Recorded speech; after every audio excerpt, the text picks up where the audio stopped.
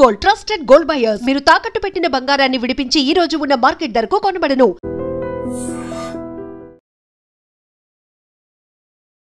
ఎలక్షన్లు రాగానే బీసీలకు ఇట్లా మాటలు చెప్పుడు తప్పించి పదవులు ఇచ్చేది లేదు. రాజకీయంగా వాళ్ళని ఎదగనియ్యరు, తొక్కి పడేస్తారు. అందరు కూడా ఇదే చెప్తారు, పబ్బం కట్టుకుంటారు అనేది కూడా బీసీలు జనరల్గా మాట్లాడుతున్నటువంటి మాట సార్. ఈ కుటుంబంలోని ముగ్గురు ఎంపీలు మీకు ఎందుకు మనసు రాలేదు? బీసీలకు, ఎస్సీలకు, ఎస్టీలకు, వీళ్ళ ఆదివాసీ మహిళను రాష్ట్రపతి చేసింది మోదీ గారు.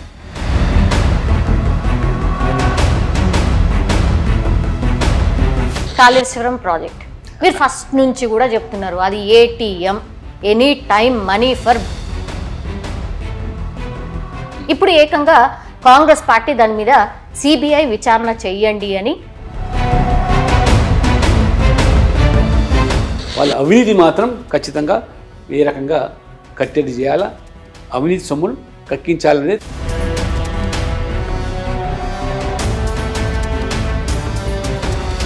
ఇప్పుడు సిబిఐ విచారణ అనగానే అందరు బీజేపీ వైపు చూస్తారు. అచ్చా, మొన్నటి వరకు ఒక చర్చనే నడిచింది, అట కాదు ఇక కంపల్సరీ బీఆర్ఎస్ని ఇక బీజేపీలో. ప్రజల యొక్క మద్దతు పెరుగుతున్న సందర్భంలో, ప్రజలు కోరుకునే సందర్భంలో ఏ ఆధారం లేకుండా నిరాధారమైనటువంటి ఇటువంటి ఆరోపణలు చేయడం, అవినీతి పనులను ఎంకరేజ్ చేస్తుంది, భయపడడం మాకు ఏమవసరం అండి?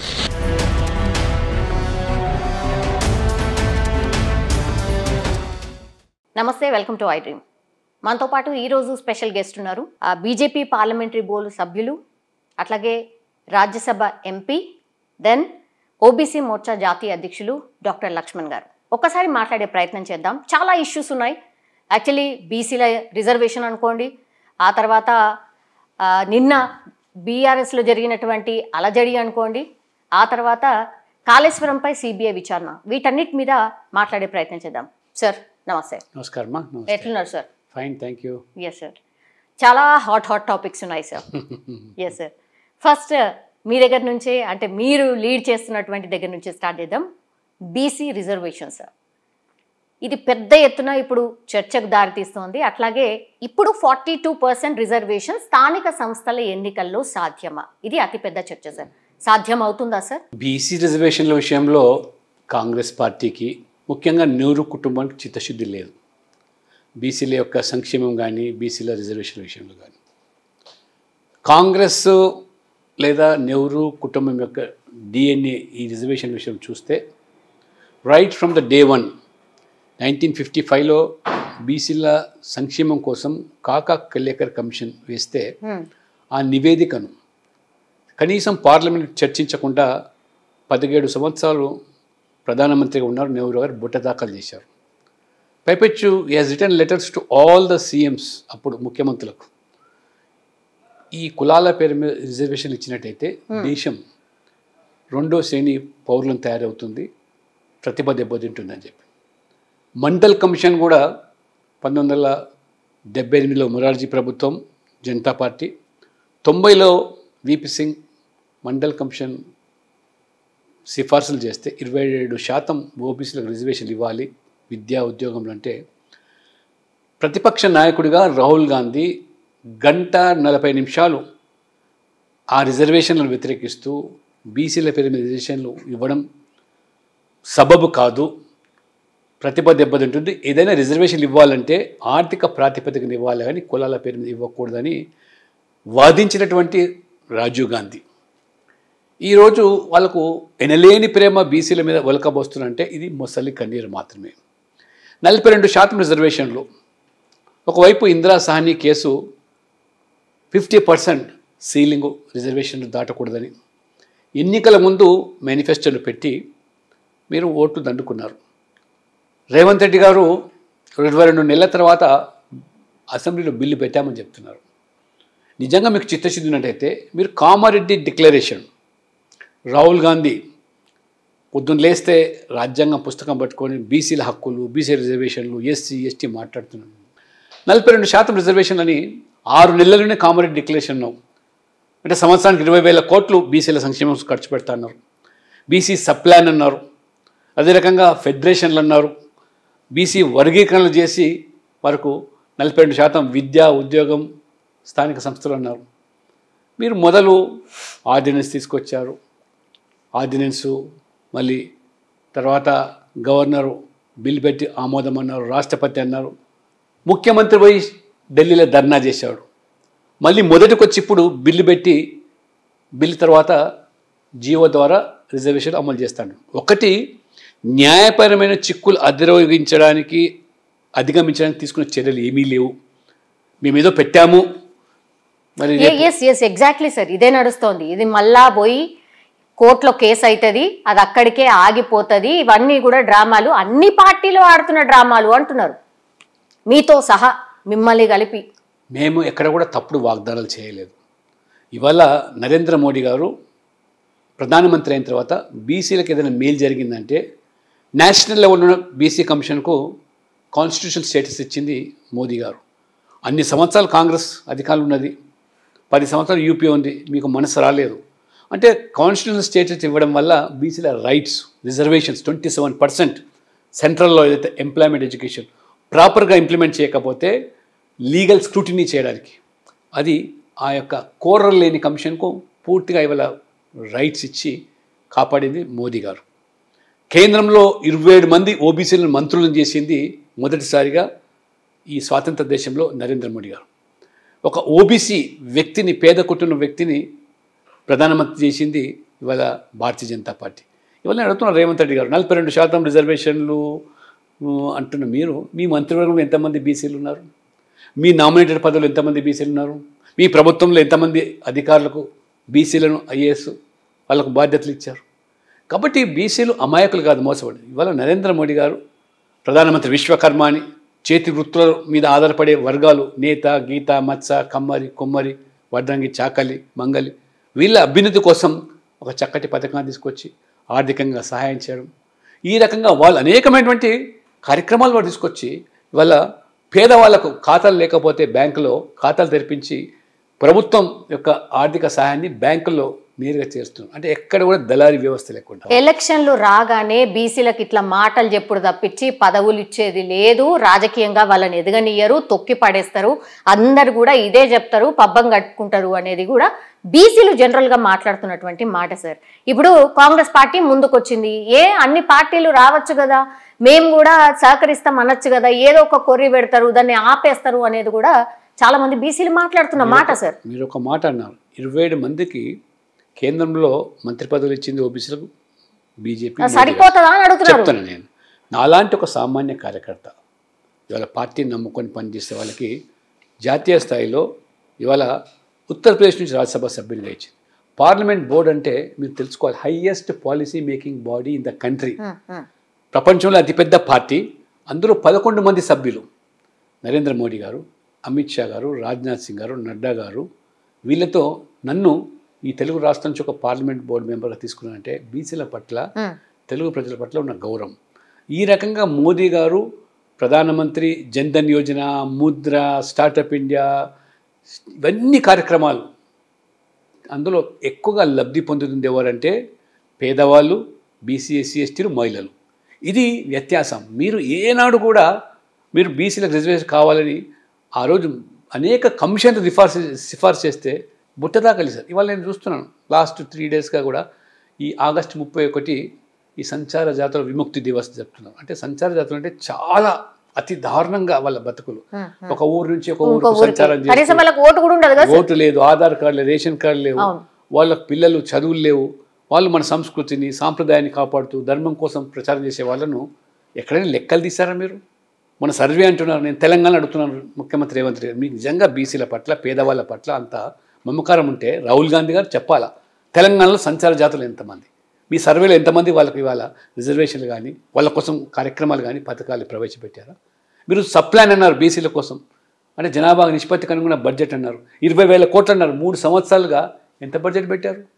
నామమాత్రం పెట్టి మోసం చేయడమే మీ విధానం. ఇది కాంగ్రెస్ అంటేనే బీసీ వ్యతిరేక పార్టీ. అది ఆ రోజు సీతారాం కేసరి ఒక బీసీ సామాజిక వర్గానికి సంబంధించిన వ్యక్తి ప్రెసిడెంట్ అయితే ఏ రకంగా ఆ రోజు సోనియా గాంధీ అవమానపరిచి మెడలు బట్టి బయటపడేశారో అధ్యక్షుడి నుంచి, ఇది వాళ్ళ చరిత్ర. వాళ్ళ కర్పూరి ఠాకూర్ ఒక చిన్న కులం నుంచి వచ్చి బీహార్కు ముఖ్యమంత్రి అయితే గౌరవించని మీరు ఇవాళ ఆయనకు పద్మశ్రీ ఇచ్చింది మోదీ గారి ప్రభుత్వం. అంత పేదరికంలో ఉన్న వ్యక్తి, బీసీల కోసం కొట్లాడే వ్యక్తి. మీరు బ్రతుకున్నప్పుడు మీరు భారతరత్న తెచ్చుకున్న మీ కుటుంబ సభ్యులు. రాహుల్ గాంధీ ఒక నినాదం ఇచ్చారు, సౌమ్య గారు గుర్తుంచుకోవాలా, మీరు గమనించాలి. ఏమన్నాడు? జితన ఆబాది ఉతన భాగ్యదారి, అంటే జనాభా ఎంత ఉంటే అంత వాటా వాళ్ళకు దక్కాలి అన్ని రంగాల్లో అన్నారు. నేను ఒక సూటిగా అడుగుతున్నాను ఇవాళ, మీ జనాభా ఎంత రాహుల్ గాంధీ గారు? మీ కుటుంబం జనాభా ఎంత? మీ కుటుంబంలోనే 3 ఎంపీలు, మీకు ఎందుకు మనసు రాలేదు? బీసీలకు, ఎస్సీలకు, ఎస్టీలకు. ఇవాళ ఆదివాసీ మహిళను రాష్ట్రపతి చేసింది మోదీ గారు, ఒక దళితుని రాష్ట్రపతి చేసింది బీజేపీ, ఒక మైనార్టీని అబ్దుల్ కలాం గొప్ప శాస్త్రవేత్తను రాష్ట్రపతి చేసింది బీజేపీ. అక్కడే అవి చూసుకొనే ఆగిపోదామా, అవి చూసుకొనే మురిసిపోదామా, అంతేనా ఇక అనేది? అది కూడా మీరు ఇస్తలేరు కదా. ఒక ఉన్నతమైన పదవులు ఇస్తే వాళ్ళలో ఒక గౌరవము, వాళ్ళకు ఒక నమ్మకము, విశ్వాసం పెంపొందిస్తున్నారు. ఇవాళ మోదీ గారు పేదవాడు 3 సార్లు ప్రధానమంత్రి అయితే రాహుల్ గాంధీ ఎందుకు ఓర్చుకోలేకపోతున్నాడు? 3 సార్లు ప్రజాస్వామ్యంలో ప్రజల మద్దతుతో, ఓటుతో గుజరాత్కు ముఖ్యమంత్రి అయినాడు. 3 సార్లు ప్రధానమంత్రి. దేశంలో మొదటి వ్యక్తి, ఒక వెనుకబడ్డ సామాజిక వర్గానికి సంబంధించిన వ్యక్తి 3 సార్లు ప్రధానమంత్రి కావడం మీరు సహించలేక, జీర్ణించుకోలేక ఈ దేశాన్ని పాలించేదేదో మా హక్కు అని మీ నెహ్రూ కుటుంబం భావిస్తూ ఆయన కులం పేరు మీద మీరు అవమానిస్తారా? జనరల్లీ కూడా అసలు రాజకీయ నాయకులు పర్సనల్ ఎలిగేషన్స్కి వెళ్ళిపోతున్నారు సార్. సబ్జెక్ట్ మర్చిపోయి పర్సనల్ ఎలిగేషన్స్ వెళ్ళిపోతున్నారు. రాజకీయాలు అందరూ చూస్తున్నారు సార్. అందుకే ఓటింగ్ శాతం కూడా తగ్గిపోతుంది. మీకు కూడా తెలుసు సార్. ఇప్పుడు ఉన్నటువంటి సిచ్యువేషన్లో సార్ మీరు అన్నారు ఇక్కడ జరిగినటువంటి లెక్క తప్పుల తడక అన్నారు. దేశవ్యాప్తంగా కులగణన చేస్తాము అనేటువంటిది మీరు ప్రామిస్ చేసినటువంటి విషయం ఎప్పుడు స్టార్ట్ చేయబోతున్నారు? స్టార్ట్ అయిందా? 2026లో మొదటిసారిగా స్వాతంత్రం వచ్చిన తర్వాత నరేంద్ర మోడీ గారు తీసుకున్న సాహసోపేత చరిత్రాత్మక నిర్ణయం. ఇదే మీ కాంగ్రెస్ పార్టీ ఏమో అసలు ఇష్టం లేదు అన్నారు సార్. మరి ఎందుకో డిసిషన్ ఇష్టం లేని వారు మీరు దేశాన్ని 50 సంవత్సరాలు పాలించినారు కదా, మీకు ఎక్కడ ఇష్టం ఉంది? బ్రిటిష్ పాలనలో 1931లో జరిగిన చివరి జనాభా గణాంక వివరాలు కులంతో కొడుకున్నది 31లో. ఆ తర్వాత అధికారులకు వచ్చింది ఎవరు? స్వాతంత్రం తర్వాత నెహ్రూ గారే. ఎందుకు ఆపేస్తున్నారు మీరు? ఎందుకు తీయలేదు కులాల వరకు లెక్క? వాళ్ళకి ఇష్టం లేదు. బీసీలన్నా, ఎస్సీలన్నా, ఎస్టీలన్నా, పేదవాళ్ళన్నా వారు ఒక సంపన్న కుటుంబంలో పుట్టిన వ్యక్తులు కాబట్టి ఇవాళ మొదటిసారి చేస్తుంది ఎవరు? ఇవాళ నరేంద్ర మోడీ గారు. 55-60 సంవత్సరాలు మీరు ఉన్నవాళ్ళు, చేయని వాళ్ళు మీరు వాళ్ళు మనం ప్రశ్నించే హక్కు ఉందా మీకు? మొదటిసారిగా మోడీ గారు సాహసం నిర్ణయం తీసుకున్నారు. లెక్కలు తీయబోతున్నారు. లెక్కలు తీసిన తర్వాత బీసీలు ఎంతమంది ఉన్నారు, ఎస్సీలు ఎంతమంది ఉన్నారు, ఎస్టీలు. రేపు ప్రభుత్వం దానికి అనుగుణంగా ప్రణాళికలు రూపొందించి బడ్జెట్ కేటాయించి ఆ రకంగా ఇదే నిజంగా 55 సంవత్సరాల్లో కలెక్టర్ కమిషన్ సిఫార్సు అమలు చేసినట్టయితే ఇవాళ బీసీలు ఈ స్థితిలో ఉండేవాళ్ళు కాదు. ఇవాళ రాహుల్ గాంధీ మాట్లాడుతూ లెక్కలు తీస్తున్నాడు. ఎవరు బాధ్యులు? మీరు కాదా? మీ కుటుంబం కాదా? మీ కుటుంబంలో 3 ప్రధానమంత్రులు అయితే ఎందుకు బీసీలు లెక్కలు తీయలేదు? బీసీలు ఐఏఎస్, ఐపీఎస్ కాకుండా చేసింది ఎవరు? మీరు కాదా? అందుకని ఇవాళ మోదీ గారు ఒక బీసీ అయినాడు కాబట్టి ఇవి చేస్తూ ఉంటే ఆయన వేసుకునే బట్టల మీద మీరు విమర్శలు, తినే తిండి మీద విమర్శలు, ఆయన కులం మీద మొత్తం కులం దొంగలని చెప్పి కోర్టు శిక్ష వేస్తే కూడా వారికి ఈ లెక్క అంతా తేలిన తర్వాత కొత్త లొల్లులు స్టార్ట్ అవుతాయి, ఈ కులాల పంచాయతీలు స్టార్ట్ అవుతాయి. అందుకని మీరు కొంచెం అటు ఇటుగా వెనకాడుతున్నారు అనేది ఒక చర్చ సార్. ఇంకోటి, ఎంత కులం ఉంటే వాళ్ళకి అంత రిజర్వేషన్లు అమలు చేయబోతున్నారా? ఇది అతిపెద్ద చర్చ సార్. అది జరుగుతుందా? అదే మొదలు లెక్కలు వచ్చిన తర్వాత ఏమి చేయాలనేది ప్రజాస్వామ్యంలో ప్రజల యొక్క ఆలోచన విధాలకు అనుగుణంగా ప్రజాస్వామికంగా నిర్ణయాలు తీసుకునేది బీజేపీ. కాబట్టి ముందు లెక్కలు రావాలి. ఇప్పుడు నేను చెప్పినాను సంచార జాతులు ఎంతమంది ఉన్నారు, కులాల వారీగా ఎంతమంది చదువుకున్న వాళ్ళు ఉన్నారు, ఉద్యోగులు ఉన్నారు, ఏ కులం వెనుకబడ్డది సామాజికంగా, ఆర్థికంగా, ఆ రకంగా విద్యా ఉద్యోగపరంగా, రాజకీయం, ఇవన్నీ లెక్కలు తీసిన తర్వాత ఏ కులానికి ప్రాధాన్యత ఇవ్వాలి. భారతీయ జనతా పార్టీ నమ్మే సిద్ధాంతం అంత్యోదయ, అంటే last man in the society. అత్యంత దారిద్ర్యంలో పేదవాడు ఎవరైతే ఉన్నాడో వానికి మొదటిగా ఈ దేశం ప్రగతి ఫలాలు చేరాలనేది మా ఫిలాసఫీ. పండిత్ దీన్ దయాళ్ ఉపాధ్యాయ మా సిద్ధాంతకర్త. కాంగ్రెస్ విధానం ఏంటండి? మన్మోహన్ సింగ్ గారు చెప్పారు స్వయంగా, స్పష్టంగా, ఓట్ల కోసం ఈ దేశం యొక్క మొదటి ఫలాలన్నీ కూడా ముస్లింలకు చెందాలని. ఎందుకండి మీరు ఓబీసీ మోర్చా జాతీయ అధ్యక్షులుగా సార్ బీసీలకు ఏం జరగాలి sir? Not only for Telangana, మొత్తం అంతా కూడా దేశవ్యాప్తంగా ఓబీసీలు ఆర్ బీసీస్ ఎక్కడున్నారు వాళ్ళని అప్లిఫ్ట్ చేయాల్సిన అవసరం ఎంతవరకు ఉంది సార్? అంటే ఒకటి, మొన్న ఈ 10 సంవత్సరాల మోదీ గారి హయాంలో పేదరికం 25 కోట్ల మంది దాదాపు పేదరికం నుంచి గట్టెక్కించారు. అందరూ మెజారిటీ కూడా ఎస్సీ ఎస్టీ బీసీలు. కాబట్టి వాళ్ళ జాతీయ జీవన స్రవంతులు తీసుకురావడానికి ఉపాధి అవకాశాలు రాజకీయాల్లో కూడా వారికి సముచిత స్థానం కల్పించినాడే ఆ రకంగా బీసీలు గౌరవప్రదంగా బతికే పరిస్థితి ఉంటుంది. కాబట్టి ఆ దిశలోనే మోదీ గారి ఆలోచన విధానాలు కొనసాగుతున్నాయి. కాబట్టి ఇప్పుడిప్పుడే బీసీలు ముఖ్యమంత్రులు అవుతున్నారు. అనేక రాష్ట్రాల్లో బీసీలు ముఖ్యమంత్రులు అయినారు, కేంద్ర మంత్రులు అవుతున్నారు, ఎమ్మెల్యేలు అవుతున్నారు, ఎంపీలు అవుతున్నారు. స్థానిక సంస్థలు కూడా రిజర్వేషన్ ఇవ్వడం వల్ల వారు కూడా ఇప్పుడిప్పుడే వస్తున్నారు. కాబట్టి 55-60 సంవత్సరాలు వాళ్ళు చేసిన పాపాలను ప్రక్షాళన చేసుకుంటూ సబ్కా సాత్ సబ్కా వికాస్, సబ్కా విశ్వాస్ సబ్కా ప్రయాస్. కాబట్టి irrespective of caste, creed, region, religion, language, we are all one, అందరికీ సమానం. ఆ సమదృష్టితో పాలన అందిస్తున్నాం. కాబట్టి 10 సంవత్సరాలు అనేది తక్కువ గడువు అయినా ఇంకా 15-20 సంవత్సరాలు ఖచ్చితంగా మరి దేశం అగ్రస్థానానికి వెళ్ళేటువంటి అవకాశం ఉంది. కాబట్టి దానికోసమే ఇవాళ వికసిత్ భారత్ 2047 అంటే దేశానికి స్వాతంత్రం వచ్చి 100 సంవత్సరాలు పూర్తి చేసుకున్న సందర్భంలో మోదీ గారి సంకల్పం అభివృద్ధి చెందిన దేశంగా మార్చాలని ఆ దిశలో అడుగులు వేస్తున్నారు. ముందు కొనసాగుతుంది. ఎన్ని వీళ్ళు ఆటంకాలు సృష్టించినా, అడ్డంకులు పెట్టినా, రాహుల్ గాంధీ లాంటి వాళ్ళు రకరకాలైనటువంటి విషయ ప్రచారాలు చేసినా ప్రజలు నమ్మటం లేదు. ప్రజాస్వామికాన్నే ప్రజలు మళ్ళీ మళ్ళీ మళ్ళీ మోదీ గారిని గెలిపిస్తూ ఉన్నారు. కాళేశ్వరం ప్రాజెక్ట్ మీరు ఫస్ట్ నుంచి కూడా చెప్తున్నారు అది ATM, any time money for BRS party అని ఫస్ట్ నుంచి కూడా మీరు చెప్తున్నారు సార్. ఇప్పుడు ఏకంగా కాంగ్రెస్ పార్టీ దాని మీద సిబిఐ విచారణ చెయ్యండి అని బాల్ని మీ దగ్గరికి పంపించింది. ఇక మీరు ఏం చేయబోతున్నారు అనేది చూస్తుంది, ఎదురు చూస్తుంది. ఏం చేయబోతుంది సార్? ఒకటి, మేము చెప్పింది నిజమైందా లేదా? ఎక్కడో 35,000 కోట్ల ప్రాజెక్టును ప్రాణహిత చేయవేలను 1,30,000 కోట్లు పెంచాడంటే ఎవరి జేబులు నింపడానికి? వాళ్ళు బీఆర్ఎస్, కేసీఆర్ ఫ్యామిలీ అందులో ఏ రకంగా దోచుకున్నదో, కాంట్రాక్టర్లు జేబులు నింపారో మొత్తం తెలంగాణగా దేశమంతా కోడే కూర్చింది. ఇవాళ వాస్తవాలు వెలుగులోకి వస్తున్నాయి. మనంగా చెప్తుంది స్వయంగా కేసీఆర్ కూతురే, ముఖ్యమంత్రి బిడ్డ ఇవాళ చెప్తుంది అందులో అవినీతిలో హరీష్ రావు వాళ్ళ సొంత బంధువు, సంతోష్ రావే బాధ్యులు.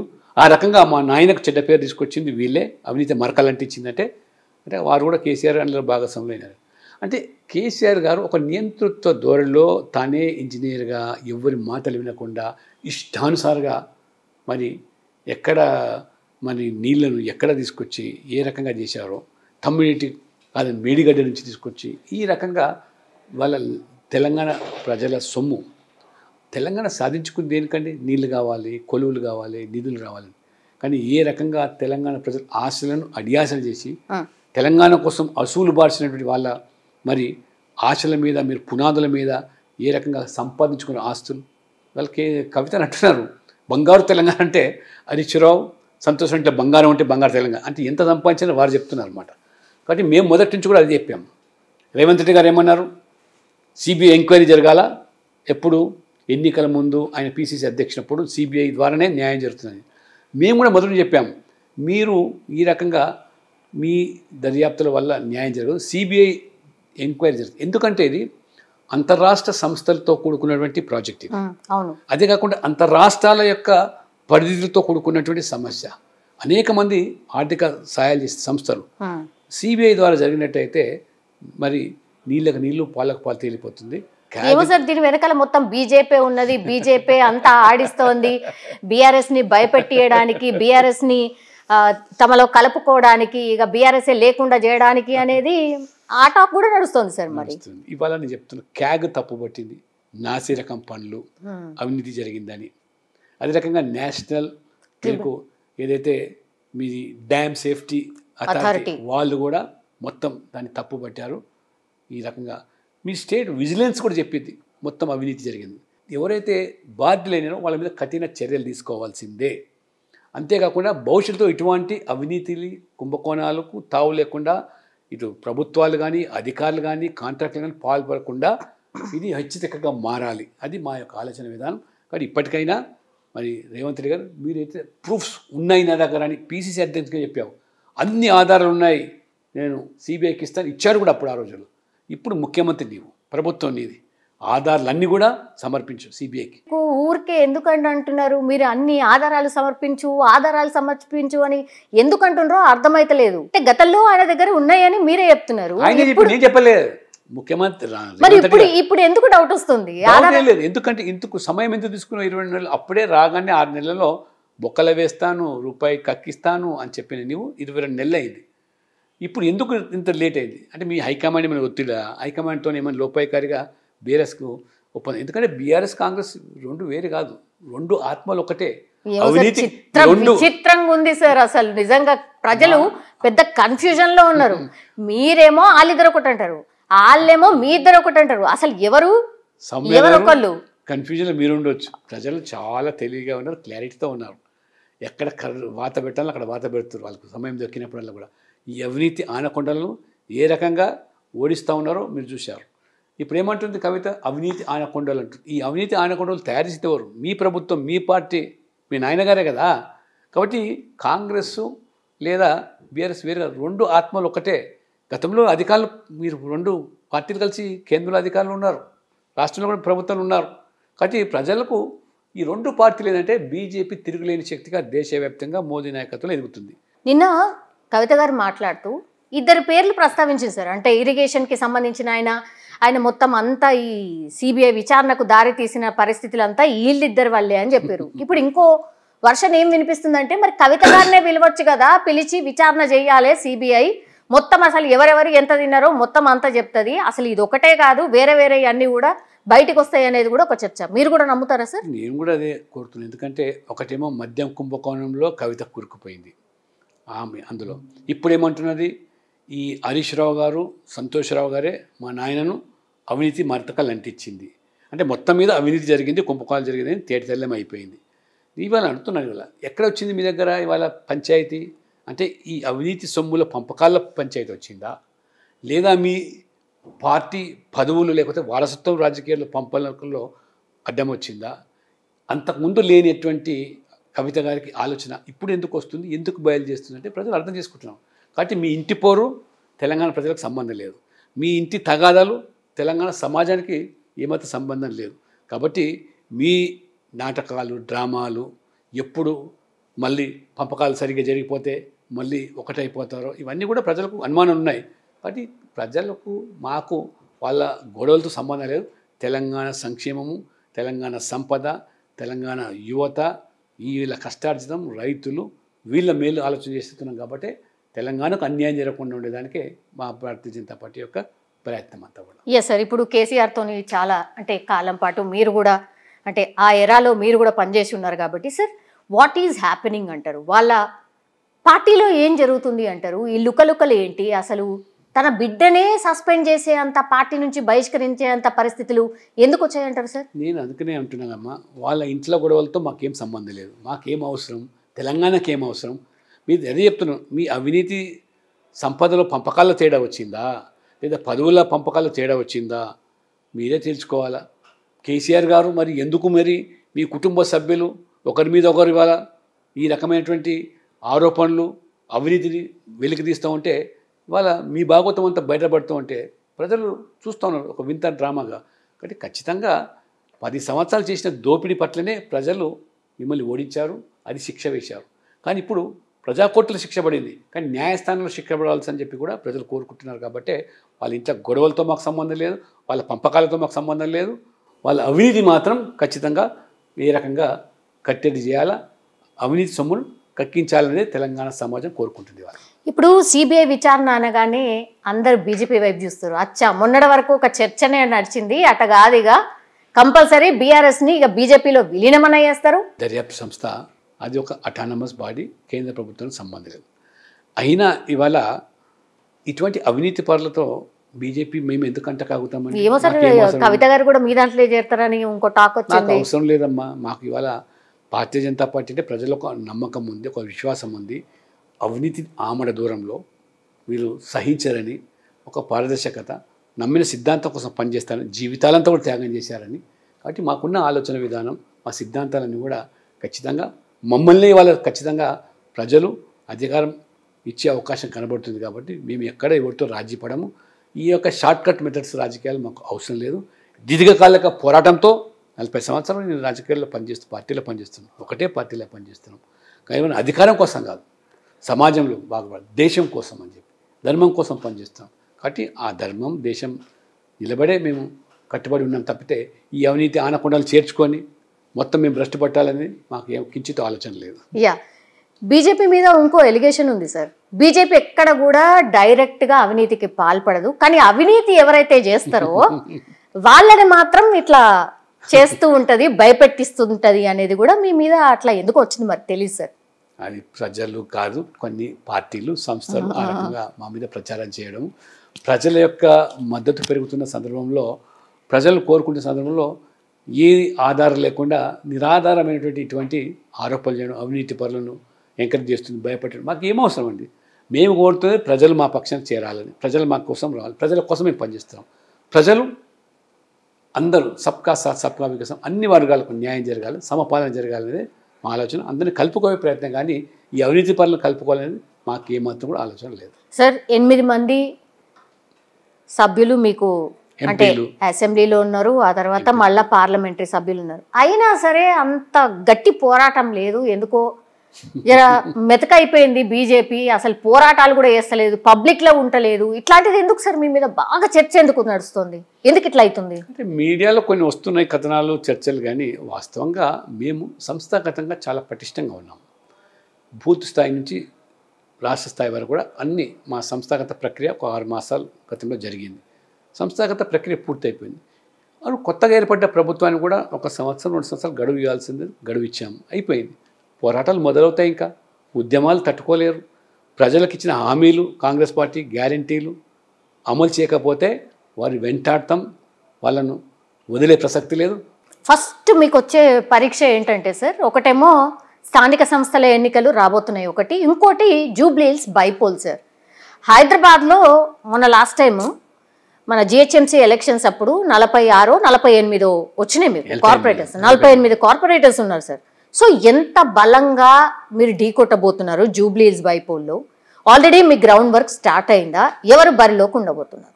ఇంకా ఎన్నికల ప్రకటన రాలేదు, ఇంకా 3 నెలలు సార్, 2 నెలలు 3 నెలలు. బట్ మాకు ఆల్రెడీ సంస్థాగతంగా నిర్మాణం ఉన్నది. మొన్ననే కొత్తగా పోలింగ్ బూత్లు వేసుకున్నాం, డివిజన్ కమిటీలు వేసుకున్నాం, చక్కటి స్ట్రక్చర్ మాకున్నది. ప్రభుత్వ వైఫల్యాలు బీఆర్ఎస్ యొక్క కూలిపోయింది. నేను మొన్న ఒక మాట అన్నాను ఢిల్లీలో, మీరు గమనించారో లేదో, ఈ కాళేశ్వరం ఏమో 3 స్తంభాలు కూలిపోయినాయి, బీఆర్ఎస్ ఏమో 3 ముక్కలు అయిపోయింది అని. కాబట్టి ప్రజలు మా వైపు చూస్తారు ప్రత్యేకంగా.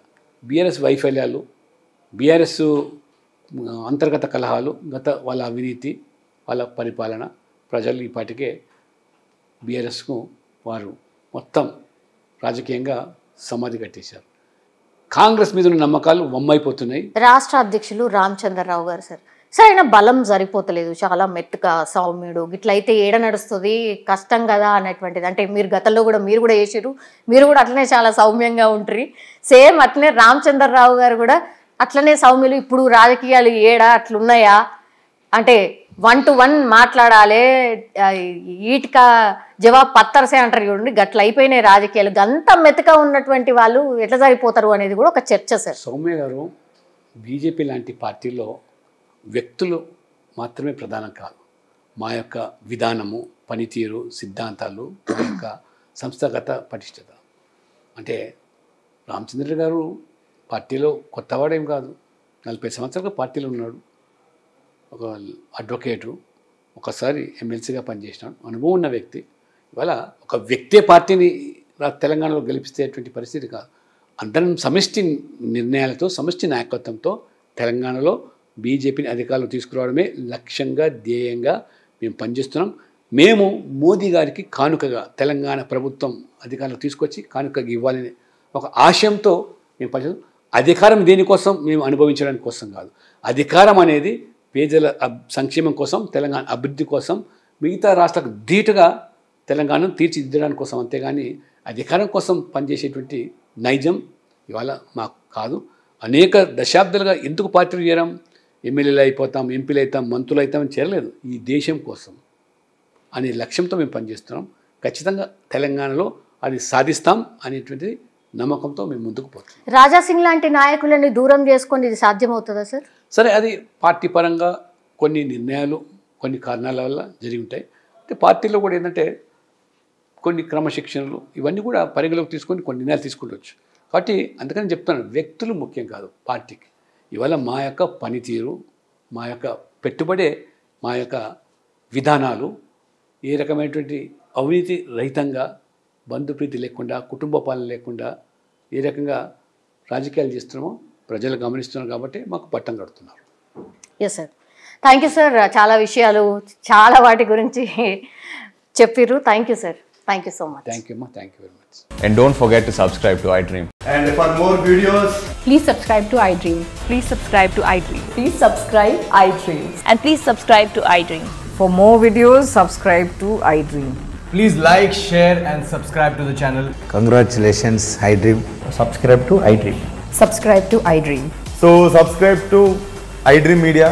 iDream ki iDream team andarki huge congratulations. Please subscribe iDream Media. Please subscribe to iDream. Subscribe iDream. Please subscribe to iDream. iDream అంటే నా కళల ఛానల్ను సబ్స్క్రైబ్ చేసుకున్న నోరు తిరుగుతలేదు, మీరైతే గంట గుర్తు కొట్టండి. For more such videos, please subscribe to iDream. Subscribe to iDream. Please subscribe to iDream. Please subscribe iDream Media. Please do subscribe to iDream. Please subscribe to iDream Media. For best entertainment and information, please subscribe iDream.